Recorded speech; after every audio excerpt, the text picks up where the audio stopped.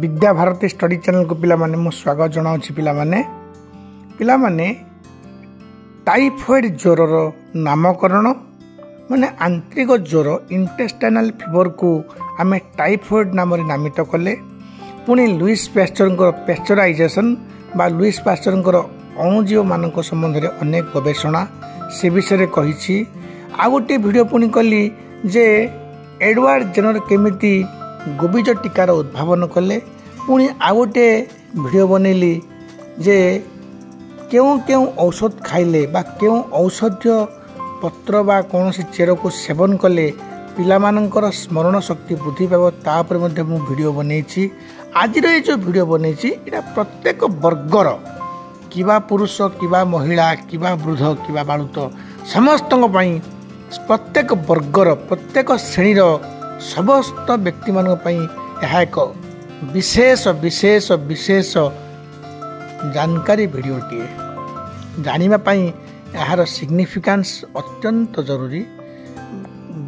आज चर्चार विषय होछि एमिति केउं उपाय अवलंबन करवा जहाँकि आमको आमर जो बर्तमान रासायनिक औषध बोली कहूँ केमिकल ड्रग्स ताहा सेवन नकरी मध्य आमे दीर्घायु जीवन यापन करवा। पूर्व काल रे मुनि ऋषि माने कथित अछि एमाने कुआडे 100 रु ऊर्ध्व बयस जीवन यापन करथिले। कारण कौन? कारणटा होछि आज्ञा से माने कौनसी औषधीय चेर कौनसी औषध सेवन नकरी मध्य प्रकृतिर समस्त नियम को मानुथिले। ये जो प्रकृतिर जो नियम अच्छे आज्ञा से नियम विषय बर्तमान मुझे कहबी जे बिना औषध रे आमे किपरि 100% सुरक्षित सफल जीवन यापन करवा। विषय होछि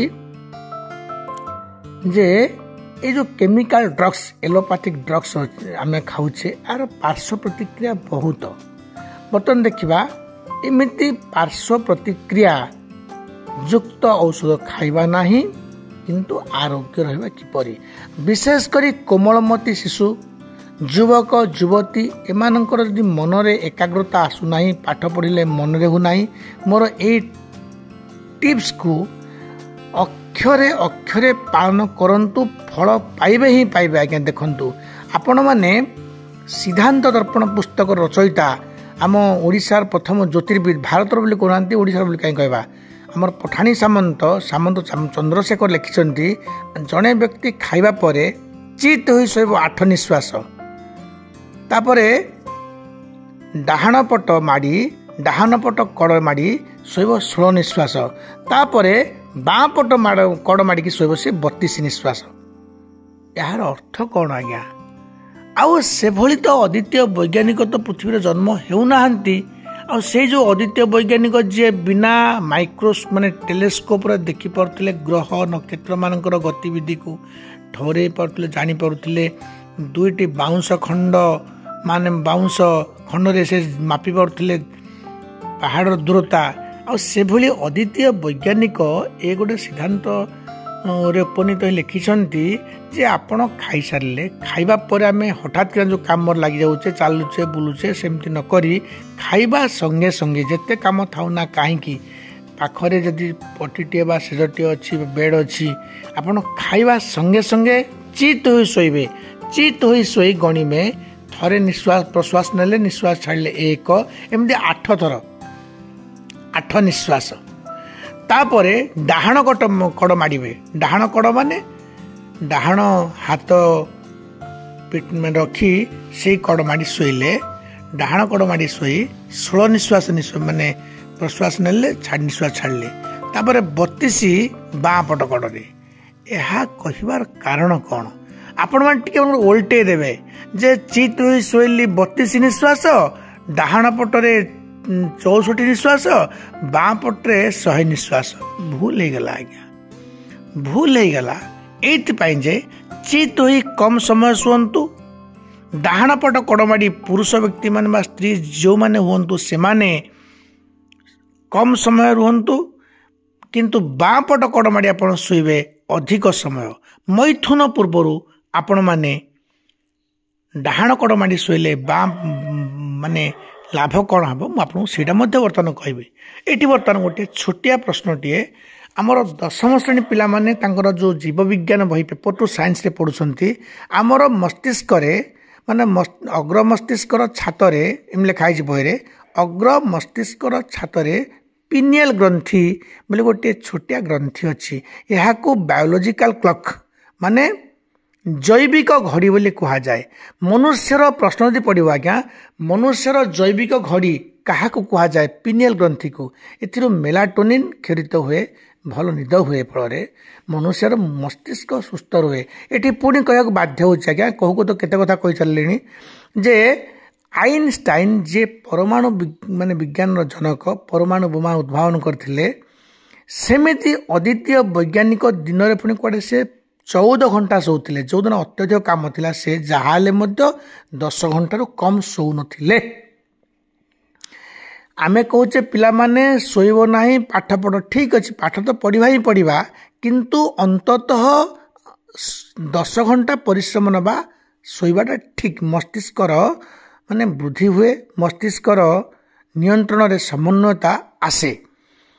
ବର୍ତ୍ତମାନ ସାଇଣ୍ଟିଷ୍ଟ ମାନେ କହୁଛନ୍ତି ଯେ 6 ଘଣ୍ଟା କାଫି ମାନେ କ'ଣ ଠିକ୍, ମାନେ ବହୁ ମାନେ ଅଧିକ ହେଇଗଲା।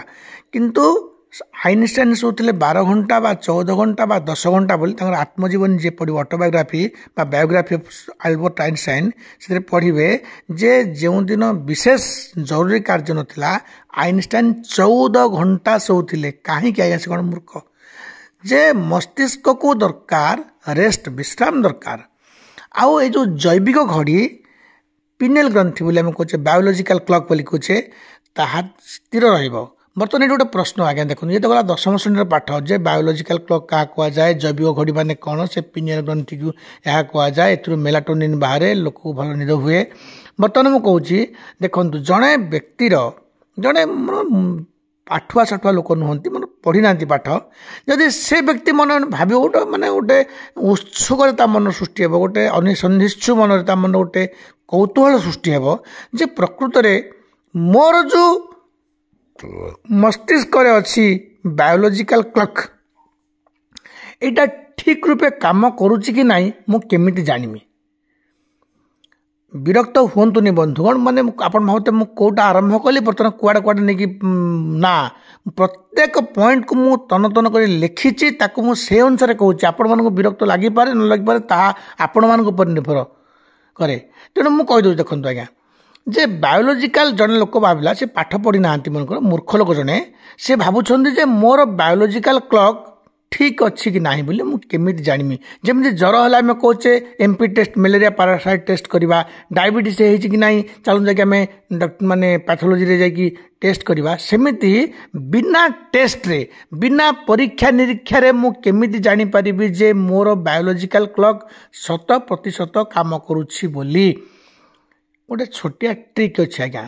ସେ ଲୋକ ଚାଲୁଥିବେ, ବୁଲୁଥିବେ ବା ଯେକୌଣସି କାମ କରୁଥିବେ, ଖାଇ ବସିବା ସମୟରେ 2-3 ଘଣ୍ଟା ଖାଇବା ପରେ ଟିକେ ପାଣି ପିଇବେ, ସେ ଦେଖିବେ ଯଦି ତାଙ୍କର ନିଶ୍ୱାସ ମାନେ ଯେଉଁ ପ୍ରଶ୍ୱାସ ନିଶ୍ୱାସଟା ଆମେ ନେଉଛେ, ପ୍ରଶ୍ୱାସ ଛାଡ଼ିଲେ ନିଶ୍ୱାସ ବୋଲି କହନ୍ତି, ସେ ପ୍ରଶ୍ୱାସ ନିଶ୍ୱାସଟା ଡାହାଣ ପଟେ ଯାଉଛି, ତାହେଲେ ଜାଣିବେ ଯେ ତାଙ୍କର ବାୟୋଲୋଜିକାଲ କ୍ଲକ୍ ଠିକ୍ ଅଛି।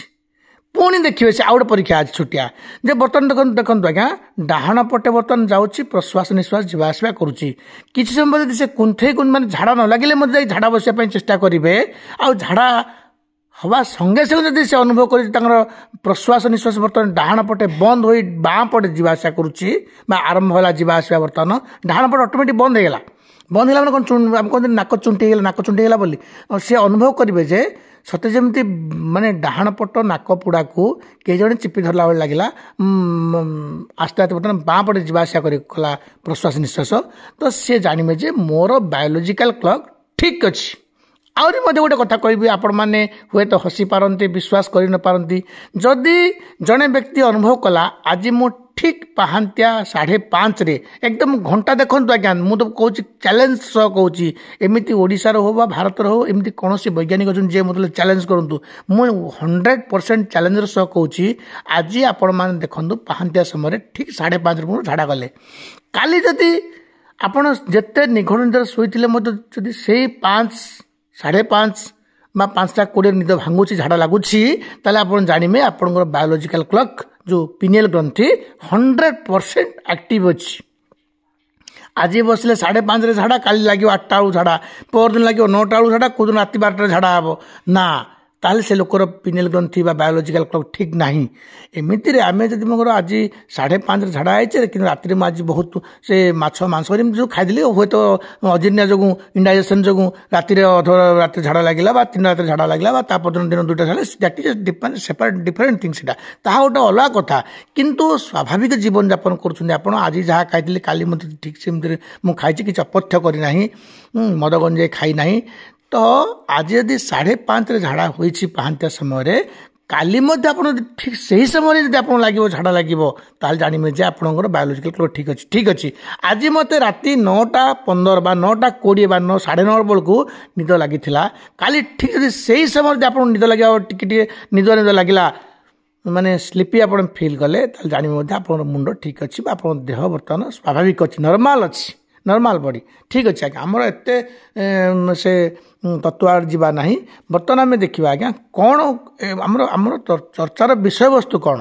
ମୋର ଚର୍ଚ୍ଚାର ବିଷୟବସ୍ତୁ ଏହି ଯେ ବିନା ଔଷଧରେ ଏ ଯେଉଁ ବାୟୋଲୋଜିକାଲ କ୍ଲକ୍ ଅଛି, ପିନିଏଲ ଗ୍ରନ୍ଥି ଅଛି, ତାକୁ ଆମେ କେମିତି ଷ୍ଟାବିଲାଇଜ୍ କରିବା। ଏ ଯେଉଁ ଷ୍ଟାବିଲାଇଜ୍ର ଅର୍ଥ ଆଜ୍ଞା ଓଡ଼ିଆରେ କହନ୍ତି ସନ୍ତୁଳନ ରକ୍ଷା କରିବା, ଦେହର ସନ୍ତୁଳନ ସମନ୍ୱୟକୁ, ପ୍ରତ୍ୟେକ ଅଙ୍ଗ ପ୍ରତ୍ୟଙ୍ଗର ସମନ୍ୱୟକୁ ଆମେ କେମିତି ରକ୍ଷା କରିବା ଠିକ୍ ରୂପେ। ଆପଣମାନେ ପଢ଼ିବେ ଆଜ୍ଞା 10ମ ଶ୍ରେଣୀ ସାଇନ୍ସ ବହିରେ ଅଛି, ଆମର ଯେଉଁ ପିଟରୀ ଗ୍ଲାଣ୍ଡରୁ 2ଟି ଗ୍ରନ୍ଥିରୁ 2ଟି ହରମୋନ୍, ମାନେ 2 ପ୍ରକାର, ଗୋଟେ ହେଲା କ'ଣ ଆଜ୍ଞା ଇନହିବିଟିଂ ହରମୋନ୍, ଆଉ ଗୋଟେ ହେଲା ରିଲିଜିଂ ହରମୋନ୍। ଇନହିବିଟିଂ ଅର୍ଥ କ'ଣ? ଇନହିବିଟ୍ ମାନେ ଯାହା କୌଣସି କ୍ଷରଣ ପ୍ରକ୍ରିୟାକୁ ଟିକେ କମାଇ ଦିଏ, ଇନହିବିଟିଂ। ରିଲିଜିଂ ମାନେ କ'ଣ ଆଜ୍ଞା? ସେ ଝରେଇବ, ମାନେ ଗୋଟିଏ ମାନେ ଆମର ଯେଉଁ ଏଣ୍ଡୋକ୍ରାଇନ୍ ଗ୍ଲାଣ୍ଡସ୍ ଅଛି, ଏମିତି ଗୋଟିଏ ଆମର ହରମୋନ୍ କ୍ଷେତ୍ର ପିଟରୀ ଗ୍ଲାଣ୍ଡରୁ, ଯିଏକି ସେଇ ଏଣ୍ଡୋକ୍ରାଇନ୍ ଗ୍ଲାଣ୍ଡରୁ ଇଏ ଝରେଇବ କିଛି ହରମୋନ୍କୁ, ଆଉ ଗୋଟେ ଯେ ଅଧିକ ଝରି ଯାଉଛି ବୋଲେ ତାକୁ ସେ କଣ୍ଟ୍ରୋଲ୍ କରିବ। ତେଣୁ 2 ପ୍ରକାର ହରମୋନ୍ ଆମ ପିଟରୀ ଗ୍ଲାଣ୍ଡରୁ ବାହାରେ, ଗୋଟେ ହେଲା ଇନହିବିଟିଂ ହରମୋନ୍, ଆଉ ଗୋଟେ ହେଲା ରିଲିଜିଂ ହରମୋନ୍। ଠିକ୍ ଅଛି, ସେ ଏଡିନୋ ହାଇପୋଫାଇସିସ୍, ନ୍ୟୁରୋ ହାଇପୋଫାଇସିସ୍ ପଛେ ପଢ଼ିବା। ବର୍ତ୍ତମାନ ଦେଖିବା ଏମିତି କେଉଁ ସ୍ୱାଭାବିକ ମାନେ ମେଡ଼ିସିନ୍ ଅଛି ବା ବିନା ସ୍ୱାଭାବିକ ମେଡ଼ିସିନ୍ ମାନେ କ'ଣ? ଦେଖନ୍ତୁ ମୁଁ ହିଁ ଭୁଲ କହିସାରିଲିଣି। ଆରେ ମେଡ଼ିସିନ୍ ଆମେ ଖାଇବା ନାହିଁ, ସ୍ୱାଭାବିକ ପ୍ରକ୍ରିୟାରେ ପ୍ରାକୃତିକ ଉପାୟରେ ଚିକିତ୍ସା କରିବା, ବିନା ମେଡ଼ିସିନ୍ରେ ବିନା ଔଷଧରେ ଆମର ଏ ଯେଉଁ ପିନିଏଲ ଗ୍ରନ୍ଥି କେମିତି ଷ୍ଟାବିଲାଇଜ୍ଡ ହେଇ ରହିବ ସେ ବିଷୟ କହୁଛି ଆଜ୍ଞା। ଦେଖନ୍ତୁ ଏଠି ପୁଣି ସେଇ ଯେଉଁ ସାମନ୍ତ ଚନ୍ଦ୍ରଶେଖର ପଠାଣି ସାମନ୍ତଙ୍କର ସିଦ୍ଧାନ୍ତ ଦର୍ପଣକୁ ଯିବା, ଯେ କହିଛନ୍ତି ଖାଇସାରିବା ପରେ ଚିତ୍ ହୋଇ ଶୋଇବେ 8 ନିଶ୍ୱାସ, ଡାହାଣ ପଟ କଡ଼ ମାଡ଼ି ଶୋଇବେ 16 ନିଶ୍ୱାସ, ବାଁ ପଟ କଡ଼ ମାଡ଼ି ଶୋଇବେ 32 ନିଶ୍ୱାସ। ଆପଣ ଏହାକୁ ଟିକେ ଓଲଟେଇ ଦେବେ ଯେ ମୁଁ ଡାହାଣ ପଟ ମାଡ଼ିଲି 32 ନିଶ୍ୱାସ, ବାଁ ପଟ କଡ଼ ମାଡ଼ିଲି ଶୋଇଲି 16 ନିଶ୍ୱାସ। ପୁରା ସମ୍ପୂର୍ଣ୍ଣ ଭୁଲ ହେଇଗଲା ଆଜ୍ଞା। କାହିଁକି ନା ଆମର ସବୁବେଳେ ମନେ ରଖିବା ଆଜ୍ଞା, ଝାଡ଼ା ବସିବା ସମୟରେ ବାଁ ପଟେ ଆମର ପ୍ରଶ୍ୱାସ ନିଶ୍ୱାସ ଯାଉଥିବ ଏବଂ ମୈଥୁନ ସମୟରେ ବାଁ ପଟେ ଯିବ, କିନ୍ତୁ ମେନ୍ ଖାଇବା ସମୟରେ ଏବଂ ଗାଧୋଇବା ସମୟରେ, ଖାଇବା ବାରମ୍ବାର ମୁଁ ଏ ପଏଣ୍ଟକୁ ଟିକେ ଦୋହରାଇବି, ଖାଇବା ସମୟରେ, ଭାତ ଖାଇବା ସମୟରେ ହେଉ ବା କୌଣସି ଭୋଜନ କରିବା ସମୟରେ ଜଣେ ବ୍ୟକ୍ତିର ପ୍ରଶ୍ୱାସ ଓ ନିଶ୍ୱାସ ଡାହାଣ ପଟେ ଯିବା ବାଧ୍ୟ। ଗାଧୋଇବା ପୂର୍ବରୁ ଆପଣ ଦେଖନ୍ତୁ, ଯଦି ବାଁ ପଟେ ଯାଉଛି ପ୍ରଶ୍ୱାସ ନିଶ୍ୱାସ, ଆପଣ ଯଦି ଗାଧୋଇବେ ଆପଣଙ୍କୁ ଥଣ୍ଡା ହେବାଟା 100% ସିଓର। ଆଉ ଯେଉଁମାନଙ୍କୁ ଥଣ୍ଡା କାଟୁ କରୁନାହିଁ, ମାନେ ଥଣ୍ଡା ସେମାନଙ୍କୁ କ୍ୟାପଚର ମାନେ ଆକ୍ରାନ୍ତ କରୁନାହିଁ, ସେମାନଙ୍କର ଗାଧୋଇବା ମାତ୍ରେ ହିଁ ଡାହାଣ ପଟ ପୁଡ଼ାରେ ପ୍ରଶ୍ୱାସ ନିଶ୍ୱାସ ଯିବା ଆରମ୍ଭ ହୋଇଯାଏ। ସେମାନେ ଜାଣିପାରନ୍ତି ନାହିଁ କିନ୍ତୁ ଡାହାଣ ପଟେ ଯାଏ। ଯେଉଁମାନେ ସବୁ ପହିଲମାନ, ଯେଉଁମାନେ ମାନେ ଭଲ ସ୍ୱାସ୍ଥ୍ୟର ଅଧିକାରୀ, ଏହି ପ୍ରକ୍ରିୟା ସେମାନଙ୍କ ଦେହରେ ଅନବରତ ଚାଲିଥାଏ, ସେମାନେ ଜାଣିପାରନ୍ତି ନାହିଁ। ଖାଇବା ସମୟରେ ଅଟୋମେଟିକାଲି ମାନେ ଆପେ ଆପେ ସ୍ପୋଣ୍ଟାନିୟସଲି ଆଜ୍ଞା ସ୍ୱତଃସ୍ଫୂର୍ତ୍ତ ଭାବେ ଡାହାଣ ପଟ ପୁଡ଼ା ଖୋଲିଯାଏ। ଗାଧୋଇବା ସମୟରେ ଯଦି ଆପଣ ପୋଖରୀରେ ବୁଡ଼ିଲେ ବା 2 ଢାଳ ପାଣି ଆପଣ ନିଜ ମୁଣ୍ଡରେ ଅଜାଡ଼ିବା ସଙ୍ଗେ ସଙ୍ଗେ ହିଁ ଆପଣ ଡାହାଣ ପଟ ପୁଡ଼ା ଖୋଲିଯିବ, ଯାହାର ଦେହରେ ଏ ଯେଉଁ ବାୟୋଲୋଜିକାଲ କ୍ଲକ୍ଟା ଠିକ୍ ଅଛି। ଯାହାର ନାହିଁ ତାର ଓଲଟା ହେବ, ସେ ଲୋକ ବହୁତ ରୋଗରେ ଆକ୍ରାନ୍ତ ହୁଏ। ଯେମିତି ଆମେମାନେ ପଢ଼ିଛେ ସାଇନ୍ସରେ ଯେ ଯାହାର এবি ପଜିଟିଭ୍ ବ୍ଲଡ୍ ଗ୍ରୁପ୍ ହେଉଛି এবি ପଜିଟିଭ୍, ପ୍ରାୟତଃ ଦେଖାଯାଏ ସେମାନେ ଅନ୍ୟ ବର୍ଗର ଯେଉଁ ରକ୍ତ ସେଇ ଲୋକମାନଙ୍କ ଅପେକ୍ଷା ଏମାନେ ଟିକେ ଅଧିକ ରୋଗରେ ପଡ଼ନ୍ତି।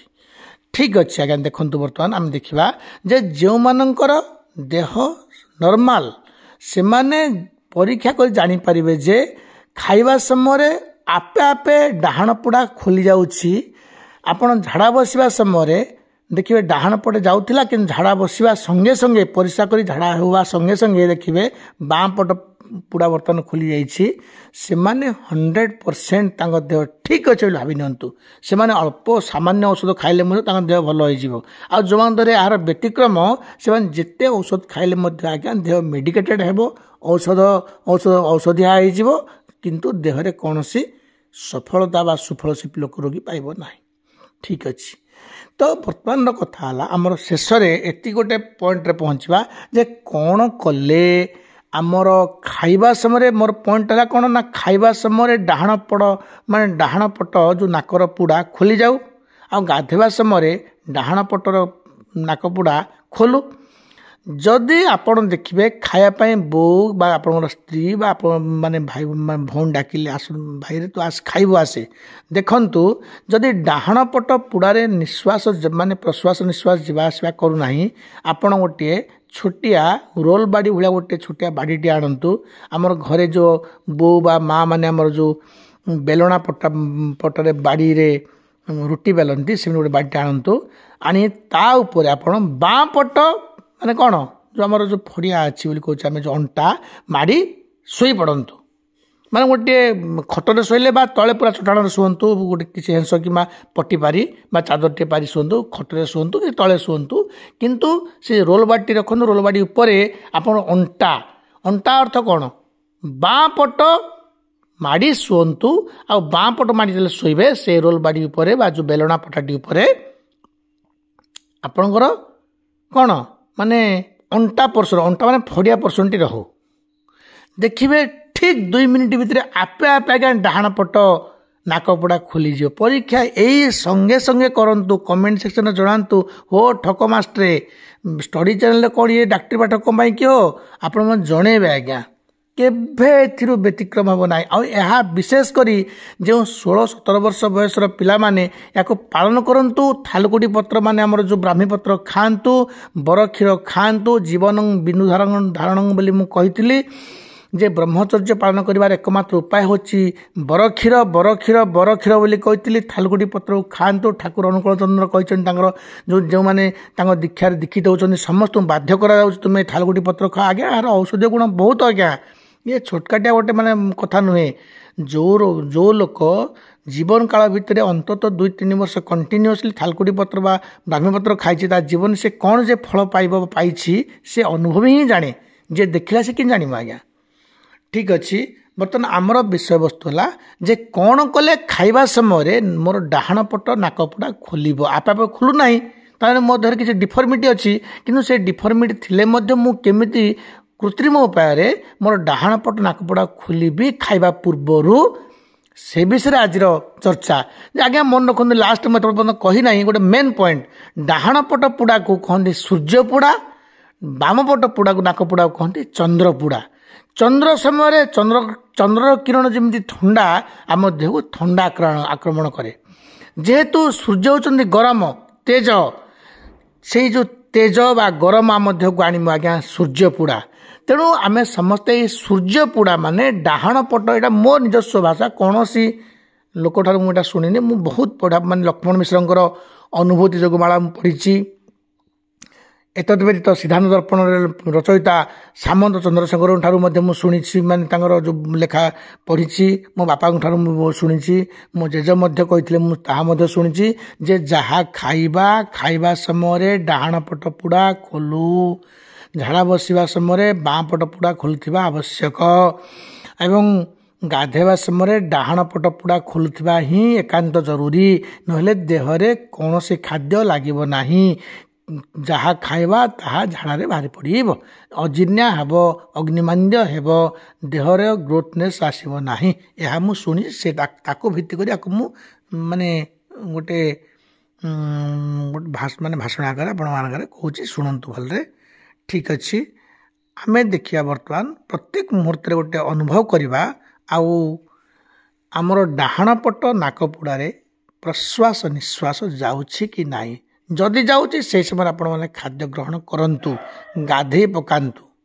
ଯଦି इे भात बढ़ा हो गला बो विरक्त करुच्ची अरे बापा आसी खा इे स्कूल टाइम है कॉलेज टाइम है भात यार ठंडा हो मशा माछी बस आरे आरे शीघ्र आसे मोर अलग कम अच्छे आसरे तो किले बिले कर ठीक अच्छे कि बाम पटे प्रश्वास निश्वास जाऊँगी कौन कले डाहाण पटे जीव आज्ञा आपने कहीदेली चट्टाण उपर हो बेड उपरे हो गोटे रोल बाड़ी आणतु रोल से रोल बाड़ी जदि रोल बाड़ी ना बोले छोटिया अच्छी छोटिया गोटे बाउंश खंड टी काटिक आनिक करत रखि था ताकू से बाउंश खंड माने रोल बाड़ी भाया छोटिया बाड़ीटी को रखंतु ता उपरे आपनकर जो अंटा अंटार तलार जो फड़िया पट जो पर्सन अच्छी बाँ पट माड़िकिना आपण 2 मिनिट शुअंतु देखिए आपनकर डाहाण पट पुड़ा आपे आपे खोली जीव आज्ञा तापर देखिए जहाँ खाइबे से दिन खाद्य खाए जो आहार अन्य दिन आहार अपेक्षा आपण देहरे निश्चित भाव डाइजेस्टेड माने डाइजेशन हो डाइजेस्टेड हैला कि नहीं से एक्सपीरियंस बा अनुभूति फीलिंग्सटा आप निजे अनुभव करेंगे। एमिति रे देखंतु ओलम विलोम जो अनुलोम विलोम बोली कहती सेटा गोटे प्रकृष्ट उपाय विभिन्न रोगर मुक्त पाइबापी विभिन्न रोगर मुक्ति पाइबापी मुक्त होगापाई अनुलोम विलोम से अनुलोम विलोम बापा हूँ आज्ञा यही प्रक्रिया मुझे कहली बर्तमान अनुलोम विलोम बाप हूँ यहीटा जे डाहाण पट पुड़ारे प्रश्वास निश्वास जाऊा समय खाइबी गाधेबी झाड़ा बसवा समय से आपे आपे खोली जाए क्या बाँ पट पुड़ा आज यही मुहूर्त परीक्षा करूँ कमेंट सेक्शन में लिखी जनइबे ठीक अच्छे आम शेष गोटे सिद्धांत उपनीत हेले जे जो मैंने पाठक पाठिका समस्ते धरतु 16 ରୁ 21 वर्ष बा 22 वर्ष बा 25 वर्ष जो मैंने पाठक पाठिका अच्छा युवक से माने यहाकू फॉलो करंतु निश्चित भाव में फल पाइबे पाइबे पाइबे पाइबे कौन कले डाहाण पट पुड़ारे डाहाण पट पुड़ा माने कौन डाहाण पट नाक पुड़ारे आमर प्रश्वास निश्वास जीवा आसवा आरंभ हो आम जा भात खाइबा से ट्रिक आपण मानू कहली गाधेया पूर्व बाथरूम आप जीवे कि कौ पाखु जातु कि पोखरी जा बुड़ंतु ता पूर्व देखिए जे डाहाण पट नाक पुड़ारे मोर प्रश्वास निश्वास जाऊँच ना नाई जदि जीवा आसवा करुच्ची पवन ताहाले ही आप गाधातु देखिए 2 घंटा आप पानी में बुड़ी गाधेबे ठंडा टिकेले आपको आक्रमण करिवो नाही यह sure sure sure sure sure हाँ परिशेष में मुझे कहूँ पिला माने जे मोर ए ट्रिक को समस्ते अवलंबन करंतु ए ट्रिक सह प्रत्येक युवक माने युवक अर्थ 25 वर्ष रु कम बयसर पिला मानक अनुरोध कली जदि समृद्ध ओडिशा स्वप्नर ओडिशा गढ़िया चाहिए ताले आमे तो पुणी समृद्ध होगा पड़ो ना आमे समृद्ध हेले तो पुणी देश बा राज्य समृद्ध हेब तेणु समस्ते ब्रह्मचर्य पालन करिबा आउ ए ब्रह्मचर्य पालन करिबा पई आमे समस्ते बर क्षीर दिन को 21 टोपा सूर्य उदय पूर्व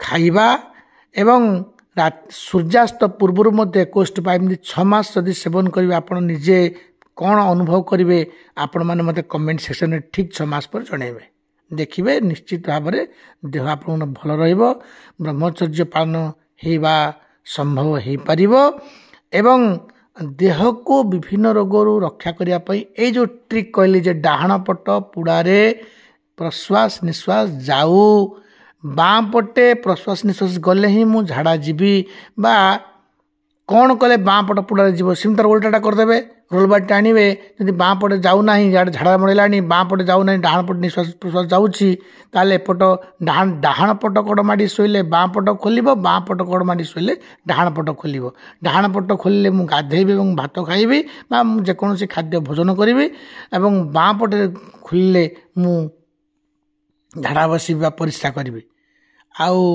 यही समस्त तथ्य आपण मानू केमती लगिला दयाकोरी मते कमेंट सेक्शन में जणाइबा पिला माने रहिले पिले मते जणेबे मोर चैनल को सब्सक्राइब करिवे रहिले पिला माने नमस्कार।